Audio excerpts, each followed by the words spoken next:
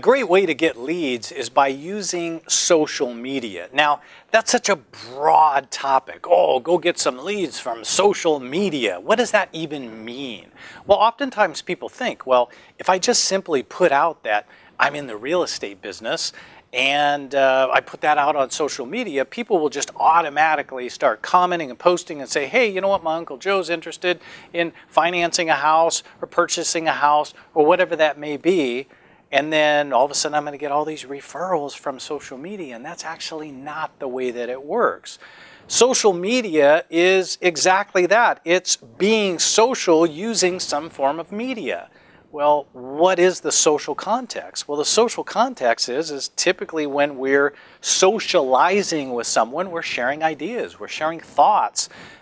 We are doing things that just really are natural, normal communications. You know, if all of a sudden you say, well, oh, hey, you know what, I've got the very best rates in town for mortgages, or wow, I've got the best property ever.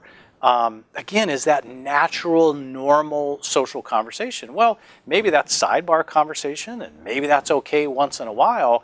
But when you're looking at sharing information on social media, really one rule holds true, and that is authenticity. You have to be authentic. Don't try to make anything up. Just be who you are. People will resonate with you because you are sharing about you. You are sharing what's happening with you. You know, maybe it is you had a rough day. Maybe something did go sideways. Perhaps maybe the real estate transaction that you were involved in didn't go well, or maybe it went phenomenally well. Maybe people were very, very happy. All of that is just very real. Now again, you don't want to be exposing people's private information and those things, but as it's appropriate in having a social conversation.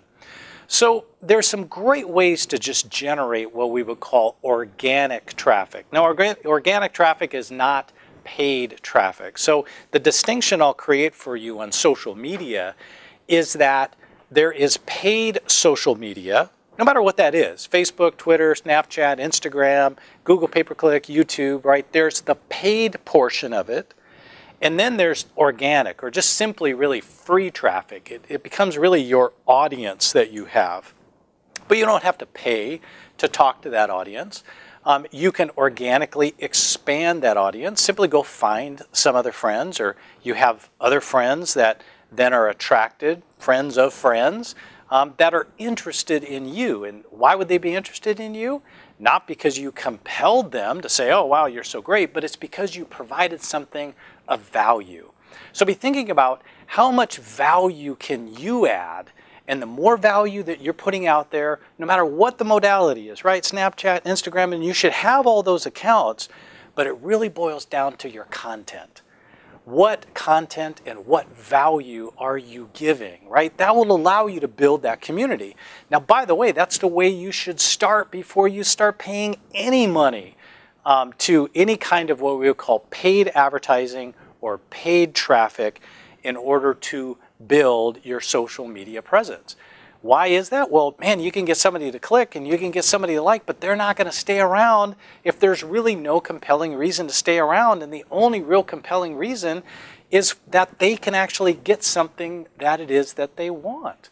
So think about it in terms of the markets that you serve. What value can you provide? But most importantly, what is it that people want? And once you identify those things, then you can start becoming, over time, oftentimes the expert in your particular area, because you're providing relevant content, you're providing the context, you're providing commentary from yourself, again, positioning yourself as an expert. And that's a fantastic place to be, because then people will start reaching out, asking questions, and so really build your content inside your community. So again, content builds your community. Now, your community typically will always start with your friends as well. And in some of my other videos, I alluded to, right, your sphere or scope of influence, right, your advocates and the people that know you from a business perspective, then your community, and then the people that just are on your list. When you organize your content for your community, it is a fantastic way then to build your community. The people on your list, they like you. They're on your channel. They understand your Bs, your business people. It makes a very, very easy introduction to say, hey, we had a brief conversation. If you're interested in finding out a little bit more, just go and, visit me on Facebook, or hey, go take a look at my Twitter, or subscribe to my Instagram. And you'll just get relevant, regular content. And a really easy way then for your Cs or your community that maybe don't know you in the context of business, just say, hey, reach out to me on Facebook, or man, I'd love to connect with you on Facebook, and maybe we can share some other things. And that then helps them to make the transition into business. So again, think about how can you build your community? And after you have done everything you can to build your community, what we will call organically, then you can start exploring some paid options. And the cool part about it is that there are literally billions of users on all of these different social media channels that you can then go access. And the great part about it is that you can access them based upon the things that they like. So all you're really doing is you're saying, man, I've built some great content, and I'm just going to go out to find the specific people that I think have the highest likelihood of liking that content. And what's so great about that is that they then will resonate with that content and go, wow, okay, I'm really interested in that. And wow, this person is a great provider of content. I am going to follow that because I'm genuinely interested in that. So that's a very natural build of your community. The larger your community, the more content that you have, the more natural referrals that you're going to get. But you can't force this. A lot of people think, oh, well, I'm just going to go out and buy all these traffic. So I'm going to get, in fact, I know on Fiverr or on Upwork, I can go out and for $5, I can get 1,000 likes. I can get 1,000 people on my Facebook page to like me. Okay, but who is it that's liking you, right? I mean, you can go out and get 100,000 likes, but it doesn't mean that any of those are actually going to turn into referrals for you, because you need to build your community based upon content.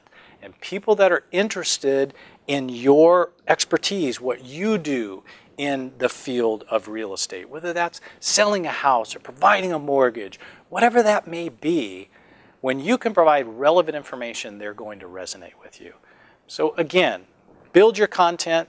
Doesn't have to be difficult. It can be videos just like this, videos that you just take on your phone. Maybe it's an article. Again, you can repurpose that across all the different social media channels. So leverage your content. Just create one piece, a video, something in writing. Maybe it's a PDF. Maybe it's something that you can share that's uncopyrighted. And you just put it, again, on your social media. Maybe it's links to other articles that you found fascinating just in your normal, everyday reading. But that, again, you have just a tremendous amount of authority then that you can bring to that community. So hopefully this has helped you be able to put the whole social media buzzword in context and give you some concrete steps that you need to take or can take in order to build your referrals specifically using social media.